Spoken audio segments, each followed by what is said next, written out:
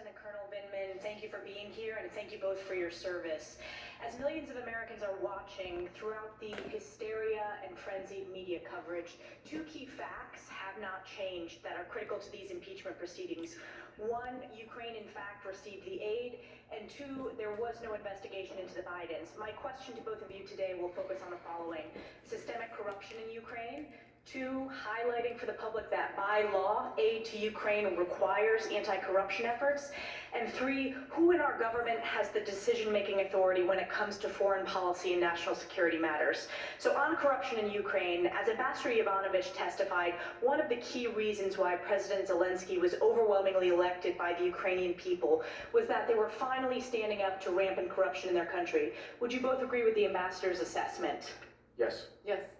And Ms. Williams, corruption was such a critical issue from your perspective that when you prepared the Vice President for his congratulatory call with President Zelensky, you testified that the points you wanted to communicate on the call were the following. Quote, looked forward to seeing President Zelensky really implement the agenda on which he had run related to anti-corruption reforms. That's correct. That is, yes. And Lieutenant Colonel Vindman, would you agree that this focus on anti-corruption is a critical aspect of our policy towards Ukraine? I would. And Lieutenant Colonel Vindman, you are aware that in 2014, during the Obama administration, the first anti-corruption investigation partnered between the US, the UK, and Ukraine was into the owner of the company Burisma. I'm aware of it now. And Lieutenant Colonel Vindman, you testified that you were aware that Burisma had questionable business dealings. That's part of its track record. That is correct.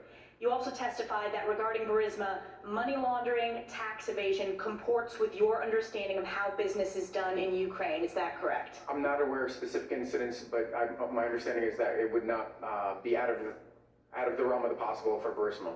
Well, that's page 207 from your testimony, but I'll move on. You are aware that Hunter Biden did sit on the board of Burisma at this time? I am. Well, I know that my constituents in New York 21 have many concerns about the fact that Hunter Biden, the son of the vice president, sat on the board of a corrupt company like Burisma. The Obama administration State Department was also concerned, and yet Adam Schiff refuses to allow this committee to call Hunter Biden despite our requests. Every witness who has testified and has been asked this has answered yes. Do you agree that Hunter Biden on the board of Burisma has the potential for the appearance of a conflict of interest? Certainly the potential, yes. And Ms. Williams? Yes. Now, shifting to the legal requirements that our aid to Ukraine is conditioned on anti-corruption, Lieutenant Colonel Vindman, you testified that you understood that Congress had passed, under the Ukrainian Security Assistance Initiative, a legal obligation to certify that corruption is being addressed. That is correct. And you also testified that it is required by the National Defense Authorization Act. That is correct.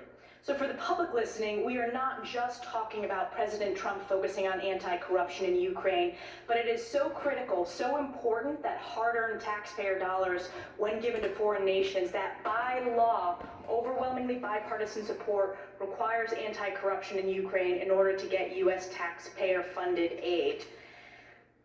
Lieutenant Colonel Vindman, you spoke extensively about the importance of defensive lethal aid to Ukraine, specifically javelins. This was in your deposition. Correct. And you testified that the Javelin in particular, because of its effectiveness in terms of influencing the Russian decision calculus for aggression, it is one of the most important tools we have when it comes to providing defensive lethal aid. The system itself and the signaling of U.S. support, yes. And it is a fact that that aid was provided under President Trump and not President Obama. That is correct. And my last question, Lieutenant Colonel Vindman, I know you serve at the NSC in the White House. I served in the West Wing of the White House for President Bush on the Domestic Policy Council and in the Chief of Staff's office, so I'm very familiar with the policy process. I also know that as a staff member, the person who sets the policy in the United States is the President, not the staff. And you testified that the President sets the policy, correct? That is correct. And I respect your deep expertise, your tremendous service to our country. We can never repay those that have worn the military uniform and served our nation. But I was struck when you testified in your deposition. I would say, first of all, I'm the director for Ukraine. I'm responsible for Ukraine. I'm the most knowledgeable. I'm the authority for Ukraine, for the National Security Council, and the White House. I just want a clarification. You report to Tim Morrison, correct? In my Your direct report is Tim Morrison, in correct? my advisor, just to clarify, only in my advisory capacity, I advise up through the chain of command. That's what I do. And the chain of command is Tim Morrison to Ambassador John Bolton, the National Security Advisor to the President of the United States. Correct. And do you agree that the President sets the policy as Commander-in-Chief as you testified previously? Absolutely. Thank you. My time's expired. Mr. Swallow. Thank you both. Lieutenant Colonel Vindman, I think the follow-up